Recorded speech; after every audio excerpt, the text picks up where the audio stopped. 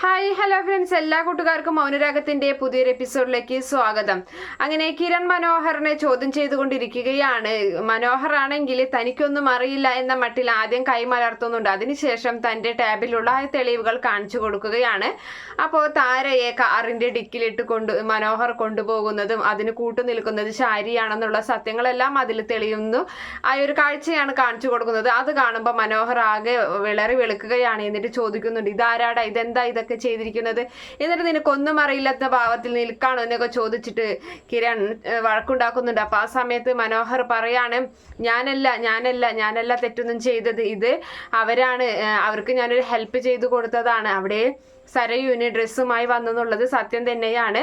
ആ സാരി കൊടുത്തത് താര ആൻറ്റി തന്നെയാണ്. അങ്ങനെ അത് കൊടുത്തതിന് ശേഷം ഇവർ തമ്മിൽ എന്തോ വാക്ക് തർക്കങ്ങളും കാര്യങ്ങളും ഉണ്ടായപ്പോൾ അമ്മ പിടിച്ച് തള്ളിയതാണ്. ആ സമയത്ത് അവിടെ തല ഇടിച്ച് വീണ് ബോധം കെട്ടതാണ്. പക്ഷേ ഞാൻ കൊണ്ടുപോകുമ്പോൾ വിചാരിച്ചത് മരണം സംഭവിച്ചു എന്നാണ്. അങ്ങനെ കൂട്ടുകാരൻ്റെ ഹെൽപ്പോട് കൂടി ആ കാറിൻ്റെ ഡിക്കിയിൽ നിന്ന് ഞങ്ങൾ വഴിയോരത്ത് ഉപേക്ഷിച്ചതാണ്. അതാരെങ്കിലും കണ്ണിൽ പെട്ടി രക്ഷപ്പെട്ടോട്ടെ എന്ന് വിചാരിച്ച് തന്നെയാണ് അങ്ങനെ ഞാൻ ചെയ്തത് എന്നൊക്കെ ഇങ്ങനെ മനോഹർ എല്ലാ സത്യങ്ങളും തുറന്നു പറയുകയാണ്. അങ്ങനെ അതൊക്കെ കേൾക്കുമ്പോൾ കിരൺ ഒരുപാട് ദേഷ്യം വരുന്നുണ്ട്. കിരൺ ആണെങ്കിൽ അവനെ നല്ല ഇടിക്കുന്നുണ്ട്. എന്നിട്ട് പറയുന്നുണ്ട്, ഇനി മേലാൽ ഇങ്ങനത്തെ കാര്യങ്ങൾ ചെയ്യരുതെന്നും പറഞ്ഞിട്ട് നല്ല ഇടിയടിക്കുകയാണ്. അപ്പം അതേ സമയത്ത് ശാരിയെ വിളിച്ചു വരുത്തുന്നുണ്ട്. അങ്ങനെ ശാരിയോട് ഈ സത്യം തുറന്ന് പറയുകയാണ്, എന്നെ ഇടിച്ചത് കിരണാണ്, താരയെ ചോദിച്ചിട്ടാണ് ഇടിച്ചത്, അവനക്ക് പല സംശയങ്ങളുണ്ട് എന്നൊക്കെ ഇങ്ങനെ പറയുന്നുണ്ട്. സത്യങ്ങളൊന്നും തുറന്ന് പറഞ്ഞതായിട്ട് എന്തായാലും മനോഹർ പറയുന്നില്ല. അതിനുശേഷമാണെങ്കിൽ സരയുവിൻ്റെ അരികിലേക്കായിട്ട് നമ്മുടെ ശാരി മനോഹറിനെ കൊണ്ടുവരികയാണ്. അങ്ങനെ കൈകാലുകളൊക്കെ പൊട്ടി ആകെ നടക്കാൻ പോലും പറ്റാത്തൊരവസ്ഥയിൽ തൻ്റെ ഭർത്താവിനെ കാണുമ്പോൾ സരയിന് വിഷമാവാണ്. അയ്യോ മനുവേട്ടൻ ഇതെന്താ പറ്റിയത് എന്നൊക്കെ ചോദിച്ച് നിൽക്കുകയാണ്. അപ്പോൾ പറയുന്നുണ്ട്, ഓ സാരില്ല, അത് ചെറിയതായിട്ട് ഒരു അപകടം പറ്റിയതാണ് എന്നൊക്കെ പറഞ്ഞിട്ട് നമ്മുടെ സരയുവിനെ അവിടെ നിന്നും ആ ഒരു വിഷയത്തിൽ നിന്ന് തെന്നി മാറ്റുകയാണ്. അങ്ങനെ അവർ അവിടെ കൊണ്ടിരുത്തുകയും ചെയ്യുന്നുണ്ട്. അതിനുശേഷമാണെങ്കിൽ നമ്മുടെ ശാരിയുടെ മനസ്സിൽ തീയാണ്. ഇനി എന്തായാലും തൻ്റെ അരികിലേക്ക് വരും അവനെന്നുള്ള രീതിയിലൊക്കെ നിൽക്കുകയാണ്. എന്തായാലും താരയ്ക്ക് ഇപ്പോഴും ഓർമ്മയും കാര്യങ്ങളൊന്നും വന്നിട്ടില്ല. താര ഹോസ്പിറ്റലിൽ തന്നെയാണ്. ഇതേ സമയത്ത് മറ്റൊരു കാര്യമെന്ന് പറഞ്ഞാൽ നമ്മുടെ പ്രകാശൻ്റെ കല്യാണം എത്രയും വേഗം നടത്തണമെന്നാണ് പ്രകാശനോട് കാർത്തിക ആവശ്യപ്പെട്ടിട്ടുള്ളത്. അതിനുവേണ്ടി കാർത്തിക മറ്റൊരു കാര്യം ആവശ്യപ്പെടുന്നത് ദീപയുമായിട്ട് എത്രയും വേഗം ഡിവോഴ്സ് വാങ്ങിക്കണം, എങ്കിൽ മാത്രമേ അമ്മയായിട്ടുള്ള വിവാഹം നടക്കുകയുള്ളൂ എന്നൊക്കെ ഇങ്ങനെ പറയുമ്പോൾ പ്രകാശനാണെങ്കിൽ ഒരു കീ കൊടുത്ത പാവയെ പോലെ കാർത്തിക പറഞ്ഞ വാക്കുകളെല്ലാം വിശ്വസിച്ചിട്ട് വേഗം തന്നെ കിരണിൻ്റെ അരികിലേക്ക് പോയി ഡിവോഴ്സൊക്കെ ആവശ്യപ്പെടുമ്പോൾ കിരൺ കൊടുക്കില്ലെന്നൊക്കെ പറയുന്നുണ്ടല്ലോ. അപ്പോൾ അതിനുശേഷം എങ്ങനെയെങ്കിലും ഡിവോഴ്സൊക്കെ വാങ്ങിക്കണമെന്നുള്ള ഒരു ആഗ്രഹത്തോടു കൂടി പ്രകാശം നടക്കുകയാണ്. പെട്ടെന്നാണ് ഒരു സ്ഥലത്ത് വെച്ചിട്ട് നമ്മുടെ ആദ്യ ഭാര്യയായ, അതായത് കാർത്തികയുടെ അമ്മയായ ലക്ഷ്മിയെ കാണുന്നത്. ലക്ഷ്മിയുടെ പുറം ഭാഗം കാണുമ്പോൾ തന്നെ പ്രകാശന് ചെറിയൊരു സംശയം തോന്നുന്നുണ്ട്. അങ്ങനെ മുഖത്തേക്ക് നോക്കുമ്പോൾ പ്രകാശൻ ആകെ ഞെട്ടിത്തരിക്കുകയാണ് ലക്ഷ്മിയെ കണ്ടിട്ട്. അങ്ങനെ ലക്ഷ്മി അരികിൽ വന്നിട്ട് അറിയോ എന്നുള്ള രീതിയിലൊക്കെ സംസാരിക്കാനൊക്കെ ഇടയുണ്ട്. അതിനുശേഷം പ്രകാശൻ ആകെ കിളിപോയ രീതിയിൽ നിൽക്കുകയാണ്. അവളെ കണ്ട് കാലിൻ്റെ മുട്ട് വരെ വിറയ്ക്കുന്നൊരവസ്ഥയിലാണുള്ളത്. അതിനിടയിലാണെങ്കിൽ നമ്മുടെ കാർത്തികയുടെ അമ്മ ലക്ഷ്മി കല്യാണിക്ക് നല്ല അടിപൊളി സ്വീകരണം കാര്യങ്ങളൊക്കെ ഒരുക്കിയിരിക്കുകയാണ്. അങ്ങനെ അവിടെ എയർപോർട്ടിലേക്ക് വന്നിറങ്ങുന്ന കല്യാണിക്ക് നല്ല അടിപൊളി സ്വീകരണമൊക്കെ കൊടുക്കുന്നുണ്ട്.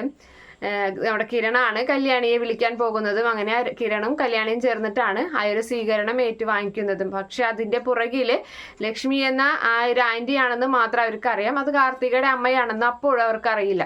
അങ്ങനെ നമ്മുടെ പ്രകാശനാണെങ്കിൽ ആകെ വല്ലാതെ വേവലാതി കൊണ്ട് നടക്കുകയാണ് ലക്ഷ്മിയെ കണ്ടത്. അങ്ങനെ തൻ്റെ അമ്മയോട് ചെന്ന് ഈ ഒരു വിവരം പറയുന്നുണ്ട്. അമ്മ ചോദിക്കുകയാണ്, ആരാ ഈ ലക്ഷ്മി എന്നൊക്കെ ചോദിക്കുമ്പോൾ അമ്മയ്ക്ക് അറിയില്ലേ ചെന്നൈയിൽ ഞാൻ ആദ്യം വിവാഹം കഴിച്ചത് എന്നൊക്കെ പറയുമ്പോൾ അവളെന്താ ഇവിടെ എന്നൊക്കെ ചോദിക്കുന്നുണ്ട്. അപ്പോൾ പറയാണ്, അതൊന്നും എനിക്കറിയില്ല, ഇനിയിപ്പോൾ എന്ത് ചെയ്യും, നമ്മളിപ്പോൾ സന്തോഷത്തോടും സമാധാനത്തോടും കൂടി കഴിഞ്ഞു പോകുകയായിരുന്നു, ഇപ്പോൾ അവളിവിടെ വന്ന് മനുഷ്യൻ്റെ സ്വസ്ഥതൊക്കെ കിടത്തി എന്നിങ്ങനെ പറയുമ്പോൾ ഇനി എന്ത് ചെയ്യും പ്രകാശ് എന്ന് ചോദിക്കുന്നുണ്ട്. എന്തായാലും ആരോട് ഈ കാര്യം പറയില്ല, എത്രയും വേഗം ദീപയുമായിട്ടുള്ള വിവാഹബന്ധം വേർപെടുത്തി ലക്ഷ്മിയെ വിവാഹം കഴിക്കണം, എന്നിട്ട് നമുക്ക് എന്തെങ്കിലുമൊക്കെ എങ്ങനെയും രക്ഷപ്പെടണം, ഇനിയിപ്പോൾ അവള് വന്ന് എന്തിനാവും എന്നുള്ള രീതിയിലൊക്കെ പേടിച്ച് വിറച്ച് അങ്ങനെ പ്രകാശം മുന്നോട്ട് പോവുകയാണ്. അപ്പോൾ നമ്മുടെ കാർത്തികയാണെങ്കിൽ പ്രകാശന് പിന്നെയും പിന്നെയും ഓരോ ആഗ്രഹങ്ങളൊക്കെ പറഞ്ഞുകൊണ്ടിരിക്കുകയാണ്. അമ്മയുടെ വിവാഹം കഴിഞ്ഞെങ്കിൽ അങ്ങനെ ചെയ്യണം, ഇങ്ങനെ ചെയ്യണം, എല്ലാ സ്വത്തുക്കളും പകുതി സ്വത്തുക്കളൊക്കെ അച്ഛൻ്റെ പേരിലേക്ക് തന്നെ എഴുതണം എന്നുള്ള രീതിയിലൊക്കെ പറയുന്നുണ്ട്. അതിനുശേഷമാണെങ്കിൽ കല്യാണി തിരികെ വരുമ്പോഴും ഈ ക്രിസ്റ്റി എന്ന് പറയുന്ന പെൺകുട്ടിയെ കാണുന്നുണ്ട്. അങ്ങനെ ക്രിസ്റ്റിയെ കാണുമ്പോൾ കല്യാണി എനിക്കൊരു ചെറിയൊരു സ്പെല്ലിംഗ് മിസ്റ്റേക്ക് ഒക്കെ അടിക്കുകയാണ്.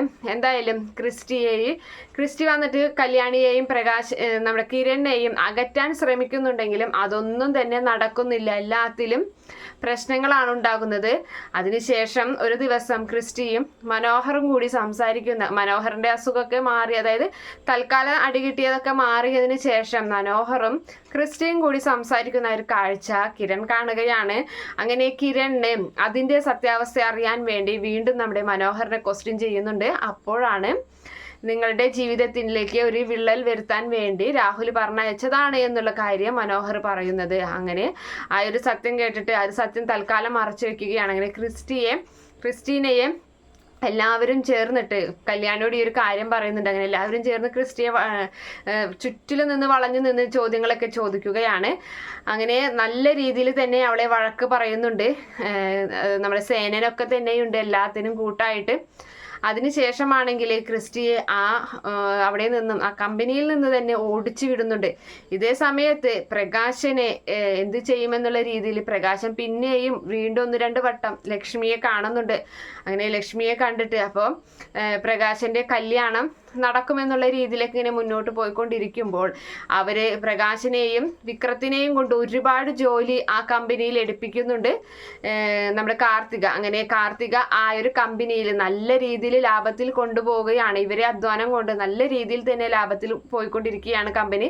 ഇവർക്കാണെങ്കിൽ RS കൺസ്ട്രക്ഷനേക്കാളും നല്ല രീതിയിൽ മുന്നോട്ട് കൊണ്ടുപോകണം, അവരെ തോൽപ്പിക്കണം എന്നുള്ള ലക്ഷ്യം മാത്രമാണ് പ്രകാശനും വിക്രത്തിനുള്ളത്. അതുകൊണ്ട് തന്നെ ആത്മാർത്ഥമായി തന്നെ പ്രയത്നിക്കുന്നുണ്ട്. പിന്നെ തന്നെയല്ല, ഇത് നല്ല രീതിയിൽ പോയി കഴിഞ്ഞാൽ ഇതിന്റെ 50% ലാഭം, അതായത് ഇതിന്റെ ഷെയർ 50% ഇവർക്ക് കൊടുക്കാമെന്നാണല്ലോ കാർത്തിക പറഞ്ഞിട്ടുള്ളത്. അപ്പൊ ആ ഒരു ലക്ഷ്യം കൂടി പ്രകാശന്റെയും വിക്രത്തിന്റെയും മനസ്സിലുണ്ട്.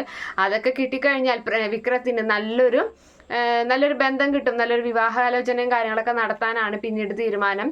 എന്തായാലും അവരുടെ ആ ഒരു ആഗ്രഹങ്ങൾ കൊണ്ടുള്ള ആ ഒരു ചീട്ടുകൊട്ടാരം പെട്ടെന്ന് തന്നെ ഇടിഞ്ഞു പൊളിഞ്ഞു വീഴുകയാണ്. കാർത്തികയുടെ അമ്മ തന്നെയാണ് ലക്ഷ്മി എന്നും കാർത്തിക തൻ്റെ ആദ്യ മകളാണ് എന്നുള്ള കാര്യങ്ങളും പ്രകാശന് അറിയുകയാണ്. പ്രകാശൻ അമ്മയും അറിയുമ്പോൾ ആകെ ഞെട്ടി വിറയ്ക്കുകയാണ് ചെയ്യുന്നത്. ഇത്രയും നാളും തങ്ങൾ കൊണ്ടുപോയിരുന്ന സ്വപ്നങ്ങളെല്ലാം തകർന്നു പോകുന്ന വിഷമത്തിൽ നിൽക്കുകയാണ്. പിന്നെ തന്നെയല്ല, വിക്രത്തിനും അച്ഛനോട് ചെറിയ ഒക്കെ ഉണ്ടാകുന്നുണ്ട്. കാരണം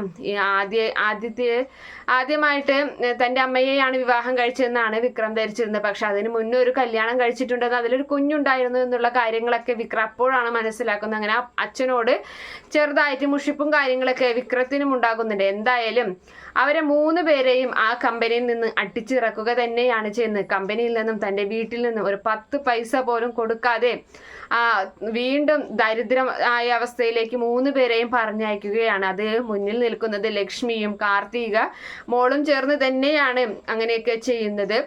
അങ്ങനെ ഈ ഒരു കാഴ്ച കണ്ട് അട്ടഹസിച്ച് പൊട്ടിച്ചിരിച്ച് പരിഹസിക്കുക തന്നെയാണ് നമ്മുടെ കിരണും കല്യാണിയും ദീപയും അതുപോലെ കാദംബരിയും രതീഷും. അങ്ങനെ എല്ലാവരും ചേർന്ന് ആരുടെ മുഖത്ത് പോലും നോക്കാൻ കഴിയാതെ തെരുവിലേക്ക് ഇറങ്ങുന്ന ഭിക്ഷയ്ക്ക് പോലും അവസ്ഥയിൽ അത്രയൊരു ഒരു പൊട്ട സ്ഥലത്തിലേക്കൊക്കെ തന്നെയാണ് അവർക്ക് പിന്നീട് ഇറങ്ങേണ്ടത്. ഒരു 10 പൈസ പോലും കയ്യിലില്ലാതെ ഭിക്ഷാടനത്തിന് ഇരിക്കേണ്ട ഒരു അവസ്ഥ തന്നെയാണ് പ്രകാശനും കുടുംബത്തിനും പിന്നീട് ഉണ്ടാകുന്നത്. Okay friends, bye, thank you.